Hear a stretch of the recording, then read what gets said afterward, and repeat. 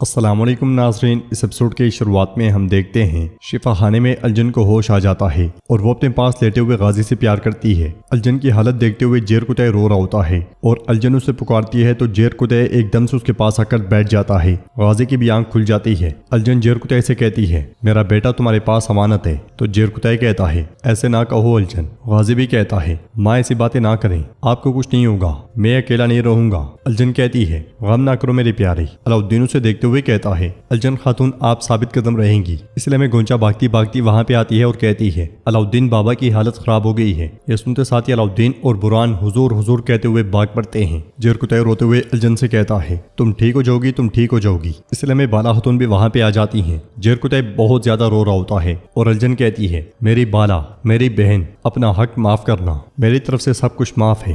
بالا خاتون غمگین ہوتے ہوئے کہتی ہے معاف ہے الجن، معاف ہے، لیکن ایسی باتیں نہ کرو۔ الجن جیر کتے سے کہتی ہے تم اور شادی کر لینا، یہ بات مجھے غمگین نہیں کرے گی۔ یہ سن کر سب رونے لگ جاتے ہیں۔ الجن مزید کہتی ہے اکیلے مت رہنا، بھوکے مت رہنا جیر کتے۔ تکلیف میں تڑپتے تڑپتے الجن کے زبان پہ کلمہ شہادت جاری ہو جاتا ہے، اشہد ان لا الہ الا اللہ واشہد ان محمدن عبدہ ورسولہ۔ یہ دیکھ کر سب زاروں کی طرح رو پڑتے ہیں۔ الجن کی سانسیں تھم جاتی ہیں اور غازی التجا کرتا رہ جاتا ہے۔ وہ الجن کے ساتھ لپٹتے ہوئے کہتا ہے نہ مرے ماں نہ مرے، میں آپ کے بغیر کیا کروں گا۔ روتے ہوئے بالا خاتون کہتی ہے ان للہ و انا الیہ راجعون۔ جنگل میں یگید گلاڑیوں سے کہتا ہے زہر نے پورے مدرونا کو اپنی لپیٹ میں لے لیا ہے، وہ تریاق کی تلاش میں ہیں۔ گلاڑیوس خوش ہوتے ہوئے کہتا ہے تو ڈھونڈنا جاری رکھیں، نہیں ڈھونڈ پائیں گے۔ یہ زہر اطالیہ کے سانپوں اور بچوں سے بنایا گیا ہے۔ عثمان پہ یقین کرنے والا ہر کوئی ذلیل و خوار ہو کے مرے گا، عثمان سمیت سب لوگ۔ تو یگید کہتا ہے فکر نہ کرو، پانی عثمان نے بھی پیا ہے، وہ مشکل سے اپنے پاؤں پہ کھڑا ہے مگر جلد ہی بستر پہ ہوگا۔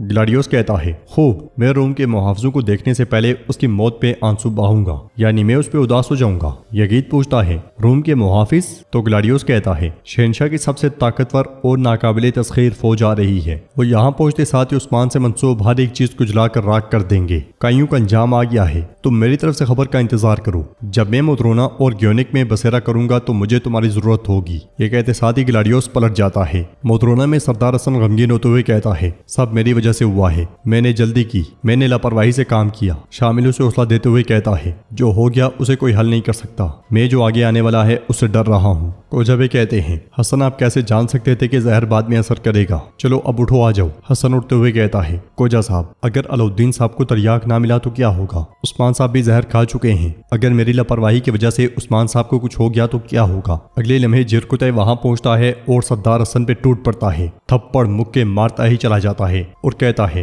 سب کچھ تمہاری وجہ سے ہوا ہے۔ سردار حسن کہتا ہے میں نہیں جانتا تھا جیر کتے صاحب، میں نہیں جانتا تھا۔ جیر کتے چلاتے ہوئے کہتا ہے میری بیوی تمہاری وجہ سے مر گئی۔ سپاہی جیر کتے کو پیچھے کرتے ہیں تو سردار حسن کہتا ہے میں نہیں جانتا تھا، میں نہیں جانتا تھا۔ جیر کتے کہتا ہے خاموش خاموش، یہ اب بھی کہہ رہا ہے کہ یہ نہیں جانتا۔ جو کچھ لوگوں کے ساتھ ہوا ہے تم اس کی سزا بھگتو گے، میں تمہیں معاف نہیں کروں گا۔ حسن کھڑے ہو کر اس کی جانب بڑھتے ہوئے کہتا ہے تمہیں لگتا ہے کہ میرا دل نہیں جل رہا؟ سپاہی بمشکل اسے پیچھے کرتے ہیں اور کیوماس کہتا ہے برائے مہربانی ایسا نہ کریں۔ سب ان دونوں کو پرسکون کرتے ہیں کہ اسی دوران ترگت غازی وہاں پہ آتے ہیں اور کہتے ہیں تم لوگ کیا کر رہے ہو، ہوش میں آ جاؤ۔ پھر پوچھتے ہیں کیا ہوا ہے؟ تو جیر کتے کہتا ہے جو کچھ ہوا اس غافل شخص کی وجہ سے ہوا ہے، اس شخص کی وجہ سے عوام اور عثمان صاحب کو زہر دیا گیا، میری خاتون کا خون اس کے ہاتھوں پر ہے، ترگت غازی اسے سزا ملنی چاہیے۔ ترگت دے پوچھتے ہیں عثمان صاحب کہاں ہیں؟ مجھے ان سے فوراً ملنا ہے۔ تو توران کہتا ہے وہ اپنے کمرے میں ہیں۔ یہ سنتے ساتھ ہی ترگت بھی آگے بڑھ جاتے ہیں۔ ادھر ہم دیکھتے ہیں کہ عثمان صاحب بستر پہ لیٹے ہوتے ہیں، ان کا بخار کم کرنے کے لیے ٹھنڈے کپڑے رکھے جا رہے ہوتے ہیں۔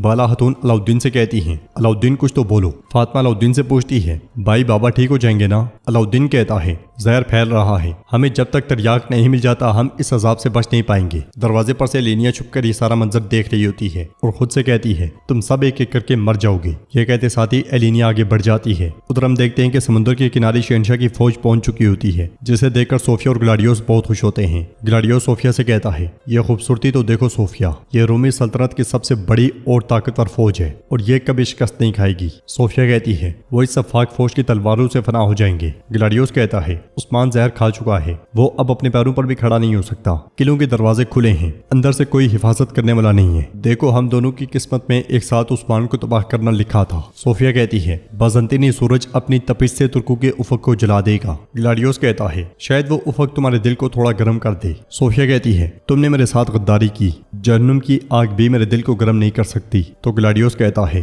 ایک بار عثمان کو مارنے کے بعد میرا دل ہم دونوں کو گرمائے گا، صوفیہ اس کے سینے پہ خنجر رکھتے ہوئے کہتی ہے۔ اس پر یقین کرنے کے لیے سینے میں خنجر گھوم کر دیکھنے کی ضرورت نہیں ہے۔ گلاڈیوس واپس خنجر میان میں رکھ کر چلاتے ہوئے سپاہیوں سے کہتا ہے، ہر کوئی تیار ہو جائے، گوینک اور مودورنا ترکوں کے لیے رونو خواب بن جائیں گے۔ ادھر غمگین غازی اور جیرکوتے الجن کی میت کے پاس بیٹھے ہوتے ہیں۔ غازی روتے ہوئے کہتا ہے، میری ماں نہیں مری ہے نا بابا، میری ماں زندہ ہے، یہ سب رونو خواب تھا۔ تو جیرکوتے کہتا ہے، غازی تمہاری ماں شہید ہو گئی ہے۔ غازی اٹھتا ہے اور جیرکوتے کو گریبان سے پکڑتے ہوئے کہتا ہے، میں نے آپ سے کہا کہ میری ماں زندہ ہے، کہیں میری ماں زندہ ہے بابا۔ اس لیے میں بالا خاتون گونجا کے ساتھ وہاں پہ آتی ہیں اور غازی کو اپنے ساتھ لے کر چلی جاتی ہیں۔ آگے بڑھتے بڑھتے غازی گر جاتا ہے اور کہتا ہے، میری ماں یہ آئے ہیں بالا خاتون، انہوں نے میری ماں کو شہید کر دیا۔ بالا خاتون اسے حوصلہ دیتے ہوئے کہتی ہیں، مائیں کبھی نہیں مرتی غازی، وہ اپنے بچوں کے دلوں میں زندہ رہتی ہیں۔ یہ کہتے ساتھ ہی وہ اسے گلے لگا لیتی ہیں اور مزید کہتی ہیں، وقت ہر زخم کا علاج ہے غازی، تمہارے چھوٹے سے دل پہ بڑا امتحان آ پڑا ہے، لیکن تمہاری ماں نے تمہیں اتنا مضبوط پیدا کیا ہے کہ تم اسے برداشت کر لو گے۔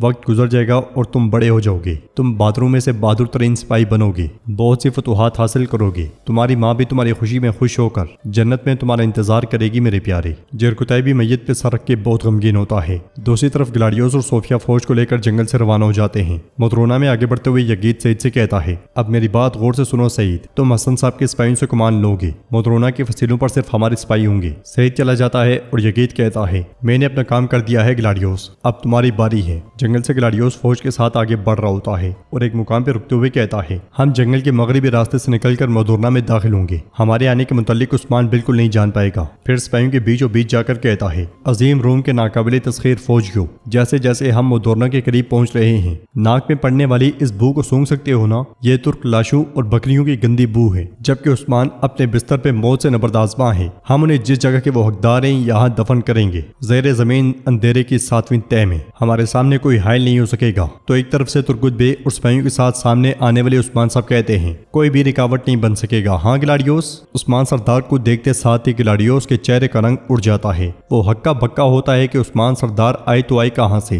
وہ غیر یقینی کی صورتحال میں پوچھتا ہے، کیسے؟ تو عثمان صاحب کہتے ہیں، جب تک میں زندہ ہوں میں تمہیں مدورنا میں داخل ہونے کی اجازت نہیں دوں گا۔ یہ سن کر گلاڈیوس کو بہت غصہ آتا ہے اور وہ کہتا ہے، عثمان چونکہ تم نہیں مرے تو میری مٹھی میں آ گئے ہو، تمہاری تو قبر بھی نہیں ہوگی۔ دوستی کرنے والوں کے لیے پناہ گاہ اور دشمنی کرنے والوں کے لیے یہ زمین قبر ہے، تم نے خون سے کھیل کر حکمرانی کی، اب اپنے ہی خون میں ڈوب جاؤ گے۔ وہ دونوں ایک دوسرے کو دیکھتے ہی چلے جاتے ہیں اور ناظرین ایپیسوڈ بھی اختتام پذیر ہوتی ہے۔ آپ کیا کہنا چاہیں گے اس ایپیسوڈ کے بارے میں؟ کیا الجن مر چکی ہے اور عثمان صاحب کیسے بچے ہیں؟ کیا یہ عثمان صاحب کی کوئی چال تھی غدار کو پکڑنے کے لیے؟ یا جو بھی آپ رائے رکھتے ہیں ہمیں کمنٹ باکس میں بتا سکتے ہیں۔ ویڈیو پسند ہے تو لائک کر دیں، شیئر کر دیں، سبسکرائب نہیں کیا ہوا تو سبسکرائب کرنے کے ساتھ ساتھ گھنٹی والے آئیکن کو دبانا مت بھولیں۔ ملتے ہیں انشاءاللہ نیکسٹ ویڈیو میں، تب تک کے لیے رکھیں اپنا اور اپنوں کا بہت زیادہ خیال۔ اللہ نگہبان۔